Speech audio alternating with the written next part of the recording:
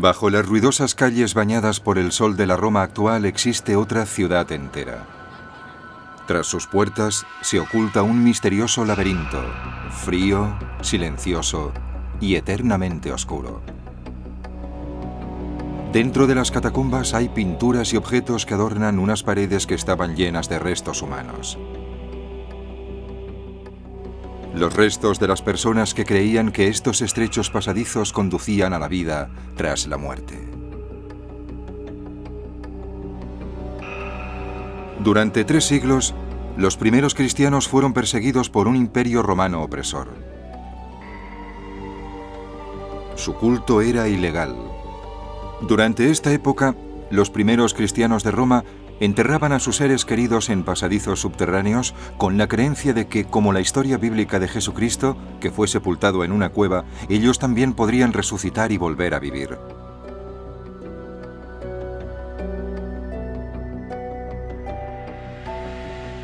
Cuando estas antiguas catacumbas fueron finalmente descubiertas, se encontraron más de 40 cámaras que formaban parte de un elaborado laberinto de túneles entrecruzados en el subsuelo rumano y que contenían casi 5 millones de cadáveres.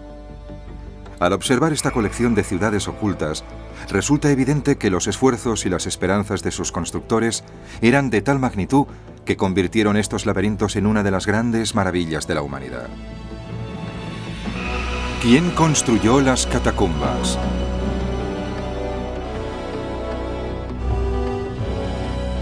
Las ciudades de los muertos.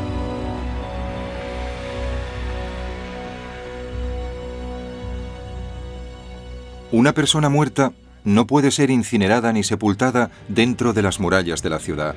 Esto era lo que establecía la legislación romana entre los siglos II y IV después de Cristo. Esta norma estricta sobre cómo disponer de los cadáveres se aplicaba a todos los residentes de Roma. La mayoría de romanos era pagana y optaba por la incineración.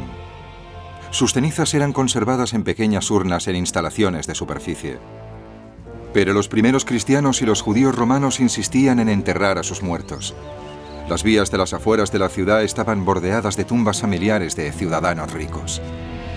Estas tumbas se llamaban catacumbas, que significa cavidad en griego. El nombre derivaba de las cavidades naturales que bordeaban la Vía Appia, una de las antiguas vías que llevaban y salían de Roma. En estas cavidades se construyó el primer cementerio cristiano al aire libre.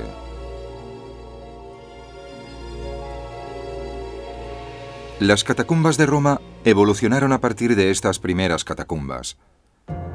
La mayor parte está cerrada al público para proteger sus pinturas murales, ya que la misma respiración humana podría dañarlas irremediablemente. Aunque es probable que este arte funerario fuera creado para entretener a los muertos, hoy nos brinda la posibilidad de echar un vistazo al pasado, una mirada a la vida diaria y a las creencias religiosas de la Roma de los siglos II y III después de Cristo.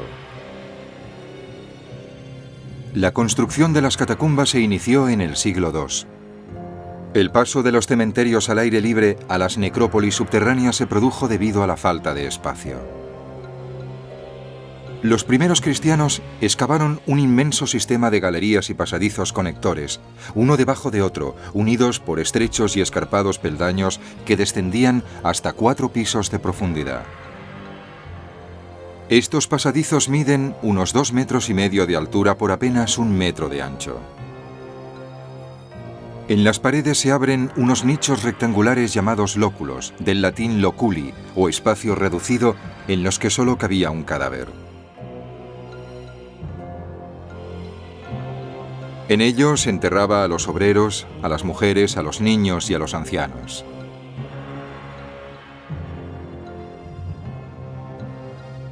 Los ricos solían reposar en elaborados sarcófagos de mármol, la sepultura lujosa.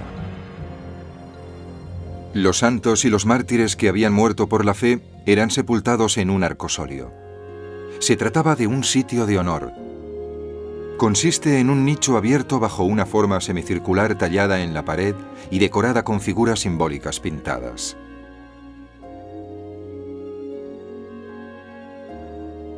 Muchas de las catacumbas recibieron el nombre de los santos enterrados en su interior. Las catacumbas de los santos Pedro y Marcelino contienen pinturas que dan pistas sobre los hombres que excavaron esta ciudad de los muertos.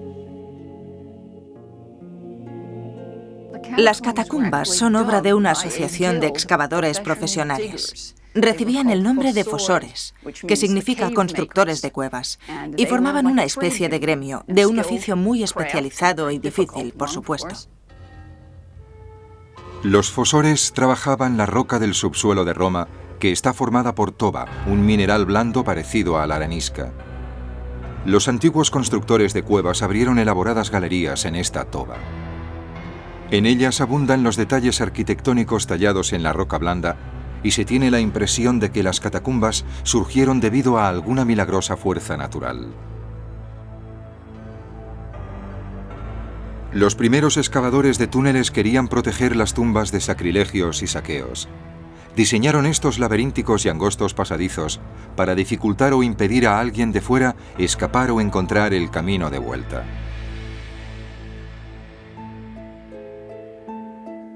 Si le sumas la idea de que el cadáver debe conservarse porque, según el dogma cristiano, se levantará y recuperará su condición humana, la conservación del cadáver bajo tierra, en un lugar en el que sea difícil entrar y que esté protegido de la luz, es más lógica.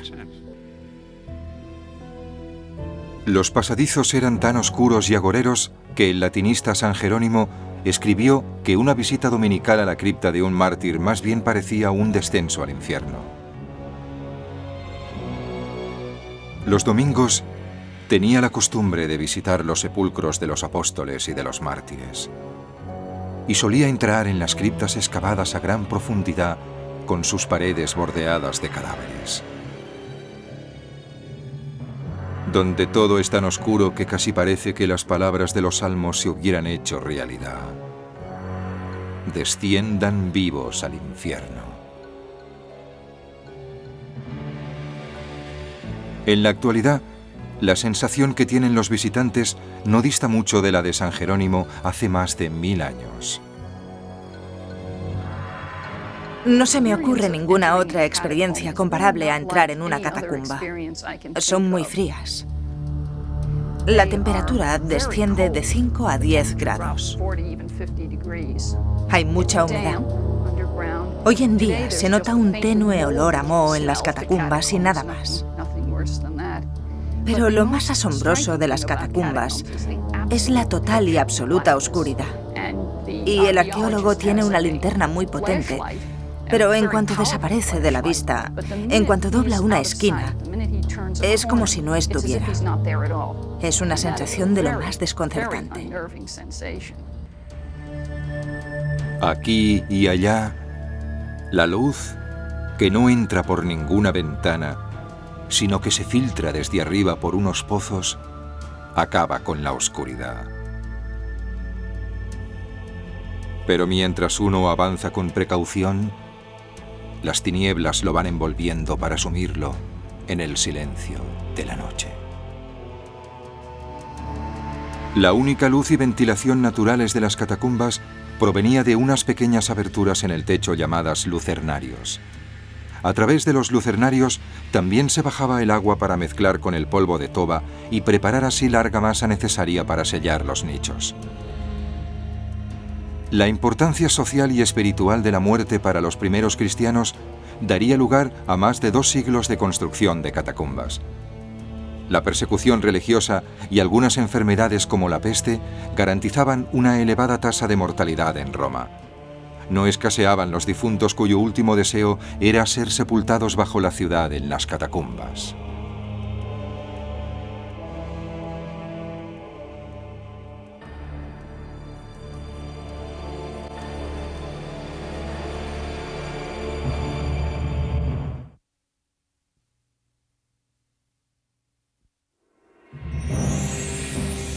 Vida y muerte bajo tierra.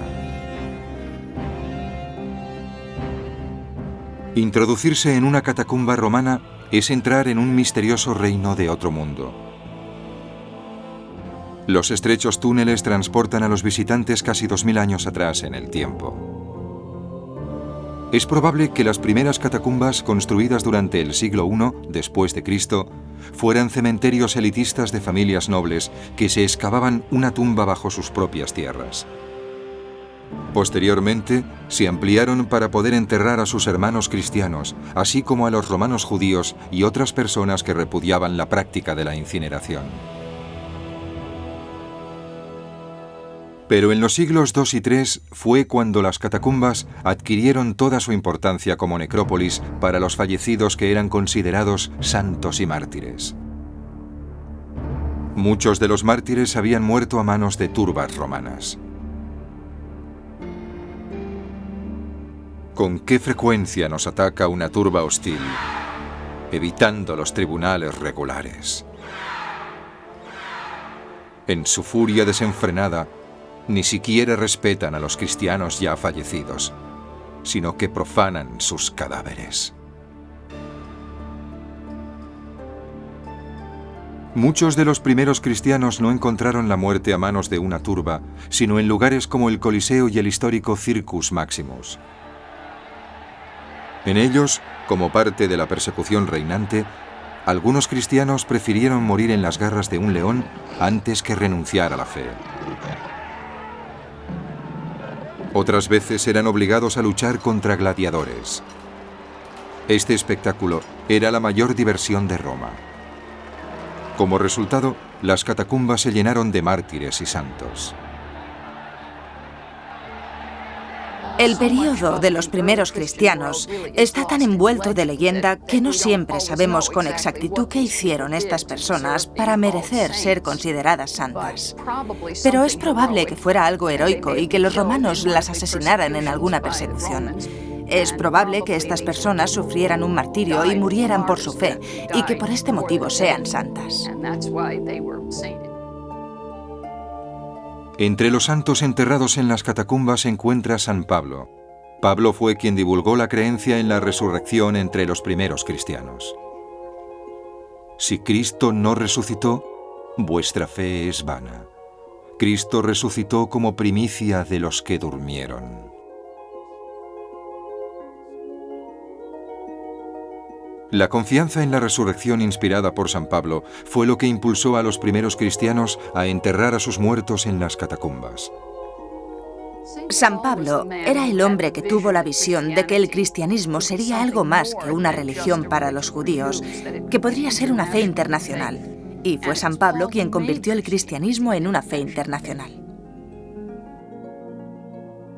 Por esta razón, las catacumbas se convirtieron en un lugar de culto y visita a los santos y los mártires para los primeros cristianos. Durante siglos, los fieles cristianos rezaron y rindieron culto a los mártires, arrodillados en las catacumbas, reverenciando las tumbas de quienes habían muerto por sus creencias religiosas. Este altar de catacumba del siglo VI, ahora en ruinas, se usaba para rendir culto a los mártires. Las pinturas cercanas nos permiten comprender mejor estas prácticas iniciales. Las pinturas de las catacumbas nos proporcionan las mejores pistas sobre las prácticas de los primeros cristianos, y hay imágenes de grupos variopintos de personas sentadas alrededor de mesas, tomando vino y comiendo pan. Se trataba de una ceremonia muy sencilla y conmovedora. Los expertos creen que esta sencilla comida comunitaria consistente en pan y vino, representada en numerosas pinturas de las catacumbas, instaura el origen del ritual que terminó caracterizando la misa católica.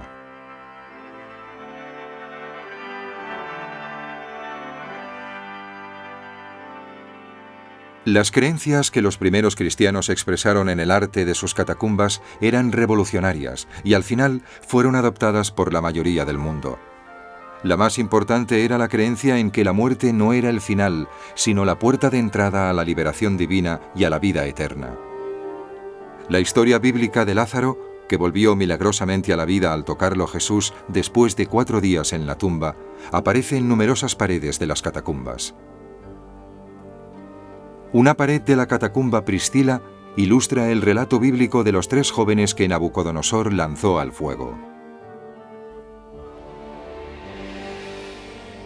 Eran 3 muchachos hebreos a los que el rey de Babilonia había lanzado a un horno en el exilio y cautiverio hebreo en Babilonia, y que no se quemaron gracias a la intervención de Dios. De modo que esta es una de las maravillosas imágenes arquetípicas de la salvación de las garras de la muerte que abundan en el Antiguo Testamento y que los cristianos utilizaron como símbolos de su propia salvación. Dios nos salvará del mismo modo que salvó a los 3 muchachos hebreos del fuego del horno de Babilonia. Curiosamente, los primeros cristianos eran reacios a representar directamente a Jesucristo en las paredes de las catacumbas. Pero casi todas las catacumbas de Roma contienen una curiosa imagen, la del buen pastor. El buen pastor puede entenderse, en cierto modo, como una metáfora de Cristo que refleja la que él mismo usaba en los evangelios. Él se describía como un buen pastor. El uso del buen pastor en las catacumbas cristianas es una forma de representar a Cristo implícitamente. En estas paredes aparecen animales de todo tipo, como el pavo real, que era considerado un símbolo de renacimiento y vida eterna. Las catacumbas también estaban decoradas con imágenes de jardín. El jardín es uno de los principales temas del arte funerario pagano de la antigüedad, adoptado por los cristianos. Se creía que el más allá era un hermoso jardín donde encontraríamos todos los placeres de esta vida. Y las imágenes de las catacumbas cristianas incluyen muchos de estos temas de jardín. Encontramos pájaros, flores, espalderas, arquitectura de jardín, descripciones de las estaciones, de los cielos. Los primeros cristianos tomaron voluntariamente símbolos y elementos mitológicos griegos y romanos para inspirarse en las catacumbas. En muchas paredes aparece Hércules, el gran héroe mitológico famoso por su valentía y su fuerza. Aquí, Hércules está matando a la hidra de Lerna, a la que le brotaban 2 cabezas por cada una que perdía.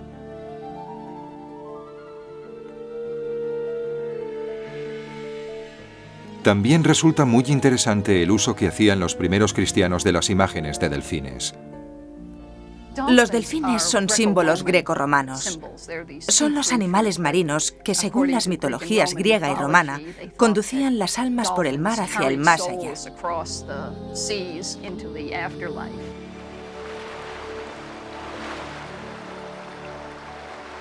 La ceremonia funeraria era el inicio de este viaje al más allá.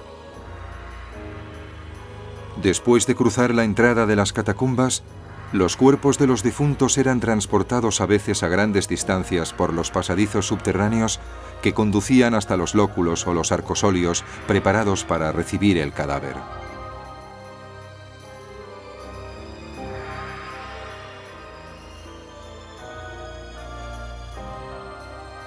Los cadáveres no se embalsamaban en las catacumbas.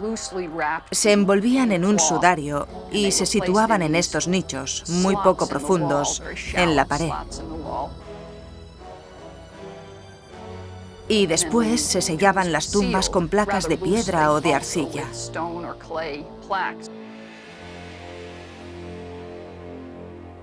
Después de que se hubieran puesto las placas de piedra en la abertura de la tumba, se les aplicaba argamasa preparada con polvo de toba y agua para sellarlas. Y encima se colocaba una inscripción para identificar al difunto y desear su descanso eterno.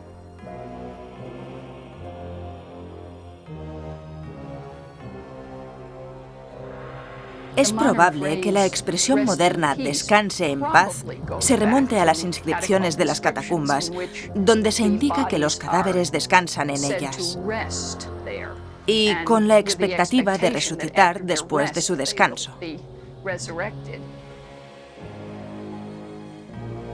Estas inscripciones eternas nos dicen algo más que el nombre de una persona que vivió y murió hace mucho tiempo. Las inscripciones nos proporcionan información sobre los tipos de trabajo de la antigüedad, en su mayoría artesanos, Pero había incluso cantantes o dentistas. Esta tumba es la llamada cripta de los toneleros.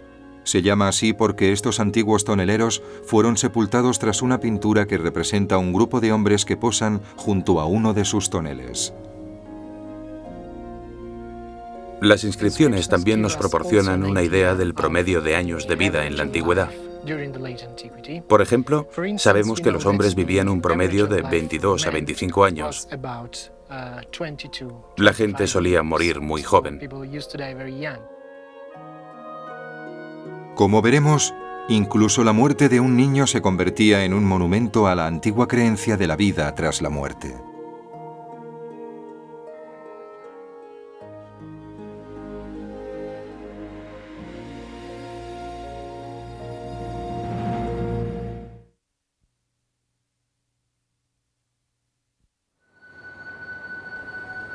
Durante la antigüedad, hubo un período en que se afirmaba que todos los caminos conducían a Roma. El año 400 después de Cristo, la vía más importante de la antigua Roma era la Vía Appia. En aquella época ya se habían construido las catacumbas más grandes y complejas. Pero se estaban excavando más y pronto habría casi 100 kilómetros de cementerios subterráneos debajo de la ciudad. Era una auténtica ciudad de los muertos, una necrópolis. Esta era la más grande, y los antiguos cristianos la denominaron Domitila. La creciente necrópolis.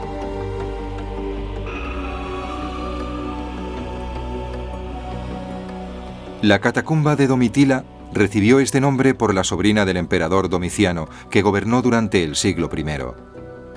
Es probable que la excavación de la catacumba de Domitila se iniciara en ese siglo y se prolongara más de 200 años. Todavía pueden verse en ella las marcas de los picos de los fosores o excavadores. Esta es la tumba de Diógenes, el excavador, y aunque su retrato se ha desvanecido, este esbozo se hizo antes de que desapareciera por completo en el siglo XVIII. Fue sepultado aquí, en Domitila, la catacumba que había ayudado a excavar. En sus paredes también aparece la imagen de marineros enterrados en ella. Quizás estas almas voluntariosas tripularan las naves que remontaban el río Tíber desde la antigua ciudad portuaria de Ostia para llevar cereales y otras mercancías a Roma.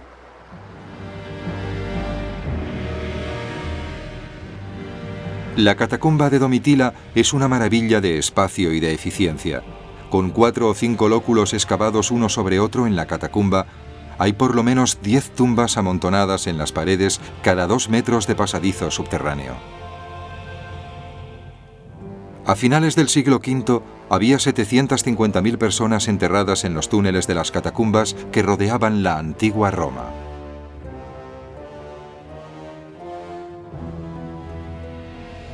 La catacumba de Domitila consta de varias redes superpuestas de pasadizos.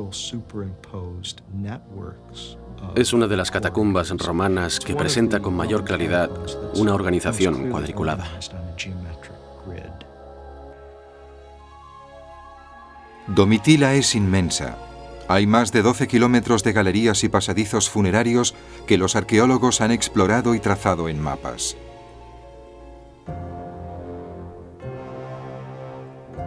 La existencia de tantos kilómetros de catacumbas debajo de Roma dio lugar hace mucho tiempo al mito de que los antiguos cristianos se escondían en ellas durante los períodos de peligro o de persecución. Las películas mudas y las ilustraciones de finales del siglo XIX y principios del XX favorecieron esta idea. Pero los expertos y los arqueólogos cuestionan la creencia centenaria de que estos túneles se usaban como escondite. Las catacumbas no se construyeron como escondrijos, se construyeron como cementerios subterráneos, y no se necesita demasiada imaginación para ver por qué eran escondrijos muy malos. La historia nos indica que las autoridades romanas conocían la existencia de las catacumbas y su situación. Si los antiguos cristianos necesitaban un refugio, las catacumbas no podían considerarse un lugar secreto. El verdadero motivo por el que la gente no podía esconderse ahí abajo era el olor que desprendían los millares de cadáveres en descomposición. El hedor debía de ser increíble y el olor a carne humana en putrefacción es angustiante, nauseabundo, psicológicamente horripilante y además tóxico.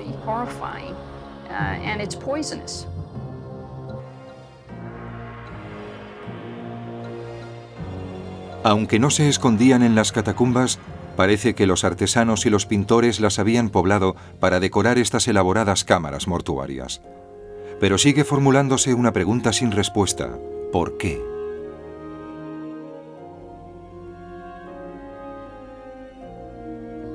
¿Por qué habría que decorar las catacumbas? Bien mirado, ¿por qué habría que decorar ninguna cámara funeraria? ¿Por qué decoraban el interior de las pirámides? La gente parecía creer que los muertos necesitaban esa clase de atención y que necesitaban un lugar de descanso agradable. Pero no se trataba de una decoración frívola. Los antiguos cristianos dejaban algo importante a los difuntos. Alrededor del 90% de las pinturas conocidas de las catacumbas corresponden al Antiguo Testamento. Son símbolos evidentes de la muerte y la resurrección. Por ejemplo, las 3 cosas básicas sobre Jonás. Ve la ballena, ésta se lo traga y después lo escupe al mar. Se trata de una escena muy frecuente y constituye, por supuesto, una clara referencia al bien y al mal para la persona salvada. La historia bíblica de Daniel en la guarida de los leones aparece representada por una persona desnuda entre 2 leones. Los antiguos cristianos creían que Daniel venció al peligro con la plegaria. Las pinturas murales de las catacumbas romanas suelen sorprender a los observadores actuales por su aparente falta de refinamiento. Es probable que quien espere la perfección del arte imperial romano que se creaba en la superficie considere estas obras naif o irregulares. ¿Se rebelaban los antiguos cristianos contra los cánones de belleza romanos o había otra razón? La razón de que las pinturas de las catacumbas parezcan chapuceras es muy sencilla. Las condiciones en que se pintaron eran terribles. Aparte de la luz parpadeante de las antorchas, reinaba una oscuridad total. Hacía frío, humedad y había además el hedor horrendo de los cadáveres en descomposición. Nadie querría pasar demasiado tiempo ahí abajo y no creo que eso favoreciera demasiado la inspiración. Aún así, estos sencillos monumentos de los antiguos cristianos de Roma nos permiten situarnos entre 2 mundos. Un mundo antiguo de pureza, fe y sencillez de culto, y un mundo moderno en que los símbolos de estas creencias añejas se van desvaneciendo. Y a continuación, descubriremos una catacumba judía bajo la residencia de Mussolini.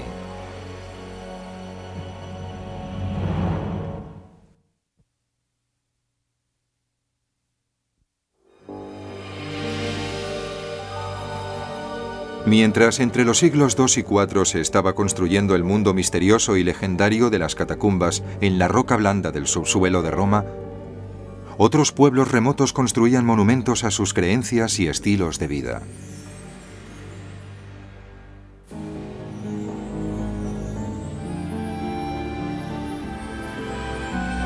...164 después de Cristo.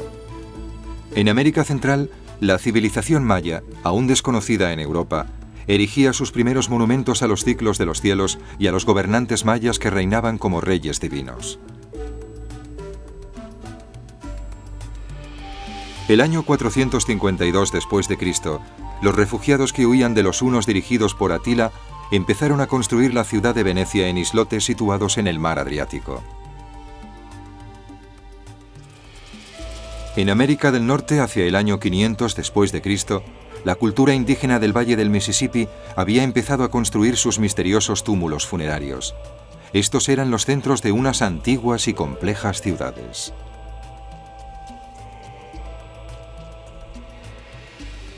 En Roma, La peste se cobró millares de vidas entre los años 164 y 180 después de Cristo. La necesidad de más espacio funerario incitó una ampliación de las concurridas catacumbas bajo la antigua ciudad.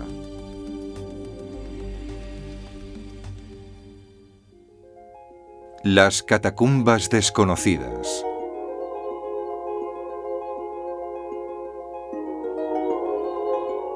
Al mismo tiempo que los antiguos cristianos de Roma construían un laberinto de túneles bajo su ciudad, otro grupo de catacumbas se construía y se extendía.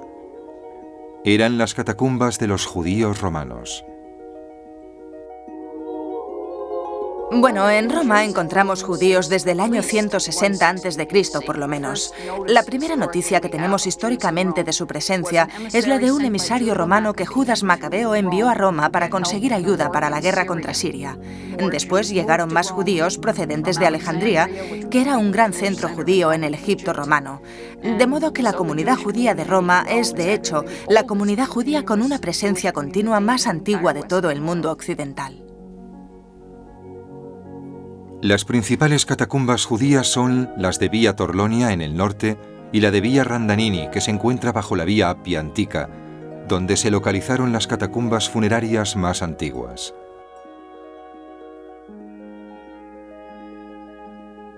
Aunque puede que sean anteriores a las catacumbas cristianas de Roma, lo que nos transmiten las catacumbas judías es atemporal. Los símbolos que adornan las paredes y los techos de estos cementerios subterráneos indican que, como sus equivalentes cristianas, mezclaban la cultura popular como personajes de las mitologías griega y romana con menorás y otros tradicionales emblemas del judaísmo. La decoración de las catacumbas judías son exactamente lo que cabría esperar. Antiguo Testamento. Preponderancia de los símbolos judíos básicos, la menorá sobre todo, pero también otros, y figuras de Moisés. En las catacumbas judías no cristianas son habituales las escenas de dioses y diosas, y a veces de la vida cotidiana. Es muy importante ver que la construcción de una catacumba no es algo de origen cristiano.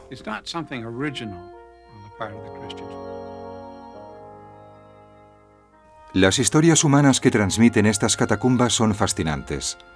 En la catacumba de Vía Torlonia, a través de las pinturas y de las inscripciones de las tumbas, todavía podemos ver el conmovedor tributo de un padre a un hijo que murió hace más de 15 siglos. Había una inscripción en una catacumba judía en la que un hombre hablaba sobre su hijo adoptivo, lo que nos indica que en la antigüedad se hacían adopciones. Y este padre afirma que desearía poner a su hijo fallecido en un ataúd dorado, lo que significa que no tenía recursos para ello. A continuación, dice que era un niño muy dulce, incomparable, y parece que murió ayer. Su pesar parece reciente. Es una ironía histórica que sobre la catacumba judía de Vía Torlonia se encontrara la residencia en tiempos de guerra del dictador fascista Benito Mussolini. Durante la Segunda Guerra Mundial, mientras declaraba extranjeros a los judíos italianos, el duce vivía sobre un cementerio judío que tenía casi 2000 años de antigüedad. Existe otra catacumba romana muy curiosa, y lo es porque está situada a más de 1500 kilómetros de Roma. Se encuentra bajo la ciudad portuaria de Alejandría. En ella, las reliquias desgastadas del antiguo Egipto descansan junto a columnas romanas. La catacumba se llama Come el Sugafa. En su interior vemos un lugar donde dos culturas se han fundido en una sola. Construida durante los siglos I y II después de Cristo, cuando Alejandría formaba parte del Imperio Romano, esta magnífica catacumba se parece mucho a las de la antigua Roma. A diferencia de las catacumbas romanas, los restos mortales se bajaban por un pozo, mientras el séquito descendía por la escalera de caracol situada a su alrededor. Pronto, la catacumba empieza a mostrar la curiosa mezcla de las culturas egipcia y romana que se ve en la superficie. Una cámara ritual está custodiada por la imagen de una serpiente. Se trata de un símbolo egipcio de protección. Sobre la serpiente vemos la cabeza de Medusa, el símbolo de protección que usaban los romanos. Como sus equivalentes de Roma, Comel su gafa está iluminada a través de unos pozos, llamados lucernarios en las catacumbas romanas. Misteriosamente, una cámara que llevaba el nombre del emperador Caracalla, en el año 217 después de Cristo, contenía los huesos de un hombre y de un caballo. Quizás murieron juntos en combate, pero la tumba no ha revelado el verdadero motivo. Dentro de la cámara funeraria, más reducida, los arcosolios están excavados en piedra caliza. Están decorados con escenas tradicionales de la momificación egipcia. A cada lado del nicho funerario hay unas curiosas estatuas romanas. Las figuras de un hombre y una mujer ricos que fueron sepultados aquí nos miran con sus antiguos ojos de piedra. No se ha conservado ninguna inscripción que nos informe sobre quiénes eran estos romanos ni sobre qué los llevó a Alejandría. No llegarían a saber que los cementerios subterráneos tenían los días contados. En el año 313 después de Cristo, Constantino el Grande decretó que el cristianismo se convirtiera en una religión legal del Imperio Romano. Al mismo tiempo, la práctica de los entierros subterráneos fue disminuyendo. A finales del siglo V, las catacumbas dejaron de usarse. Se había vuelto habitual que los cristianos y los judíos usaran los cementerios al aire libre. El misterioso legado dejado en las catacumbas gracias a un enorme trabajo en gran parte se abandonó.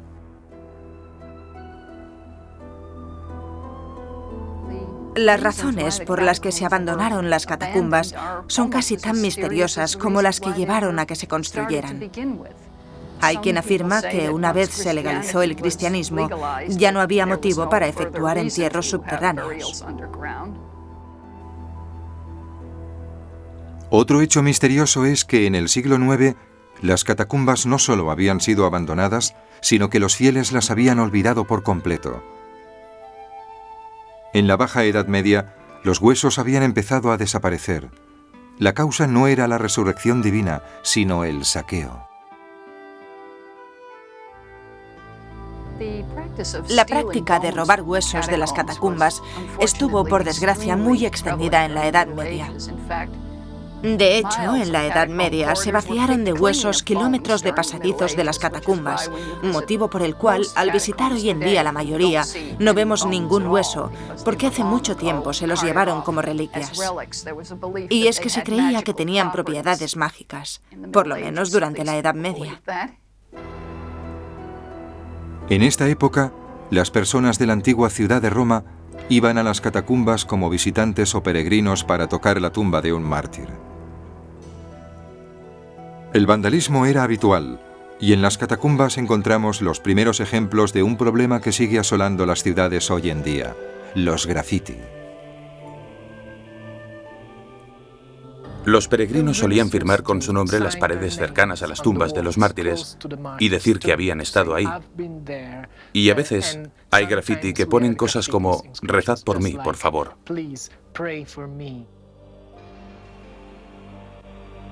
Durante la Edad Media, visitaron las catacumbas tanto personas bien consideradas como conflictivas, pero no se valoraría su indiscutible alcance como cápsula del tiempo y como ventana al pasado hasta su redescubrimiento. Durante unos 400 años, los perseguidos practicaron entierros subterráneos en las catacumbas de las afueras de la antigua Roma. Debido a su creencia en la resurrección y a su aversión a la incineración, estos primeros cristianos no tuvieron otra alternativa. Cuando por fin se legalizó su situación, el destino de las catacumbas quedó sellado. Como ya no eran necesarias, las catacumbas cayeron en el olvido durante casi 10 siglos. Una de las razones de que se olvidaran las catacumbas es porque están situadas bajo tierra. No hay nada evidente que indique dónde está una catacumba. De hecho, el descubrimiento de algunas de ellas fue puramente fortuito. El primer descubrimiento tuvo lugar el mes de junio de 1578, cuando unos obreros que excavaban una mina de cemento cerca de Roma encontraron por casualidad un cementerio subterráneo, una catacumba. Eso estimuló a uno de los investigadores más laboriosos de la época. Era Antonio Bosio, cuya obra publicada, Roma subterránea, contenía notas y descripciones de sus exploraciones de kilómetros de túneles y galerías funerarias. Esto le valió el sobrenombre de Colón de las Catacumbas. Los arqueólogos actuales deben gran parte de sus conocimientos de estos antiguos túneles a otro hombre. Su nombre era De Rossi. El estudio de las catacumbas romanas da otro gran salto adelante con la aparición en el siglo XIX de Giovanni Battista de Rossi, que prosigue en gran medida la obra de Bosio en la documentación de las catacumbas romanas. Pero también intenta darle un nuevo enfoque científico. Giovanni Battista de Rossi, abogado de formación, sería el primero en proporcionar mapas detallados de las catacumbas a los arqueólogos actuales. También proporcionaría a los historiadores catálogos de los objetos que descubrió durante sus años de exploración.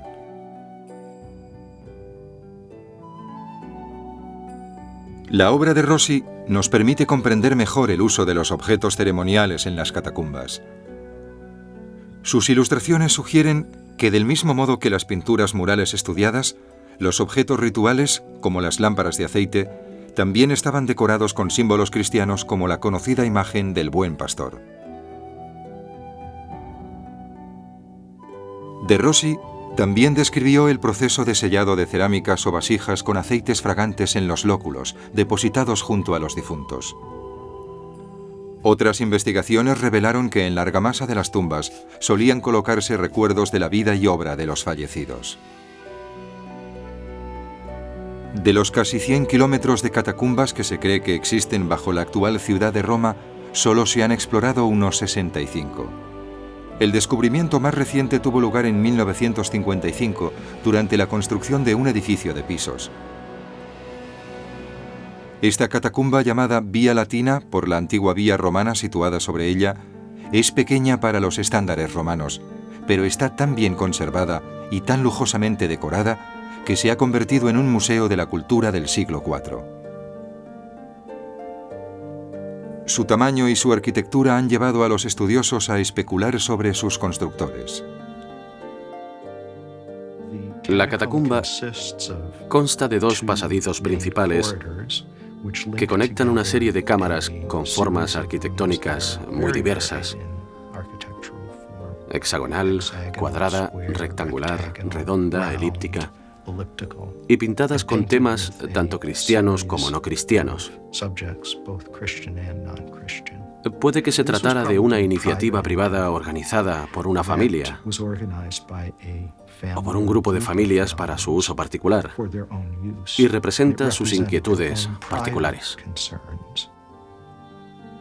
Pero, ¿quién era esta gente? Las pinturas murales de Vía Latina son reveladoras.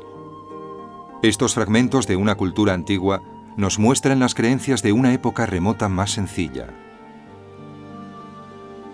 Observar estas paredes es contemplar el pasado.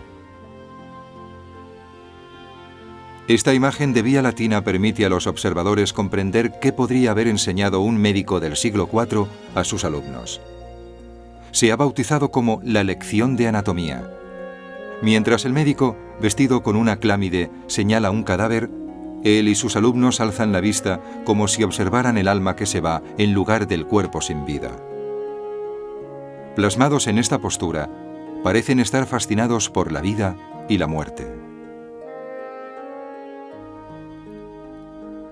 A lo largo de la historia humana, la muerte ha fascinado a la gente, que la ha aceptado de diversas formas, y las catacumbas romanas la aceptan de un modo muy distinto a cómo la aceptamos hoy en día. Los primeros cristianos parecían recibir la muerte con cierta alegría y con la expectativa de la vida en el más allá, con una inmediatez a su fe que no encontramos demasiado a menudo en la actualidad.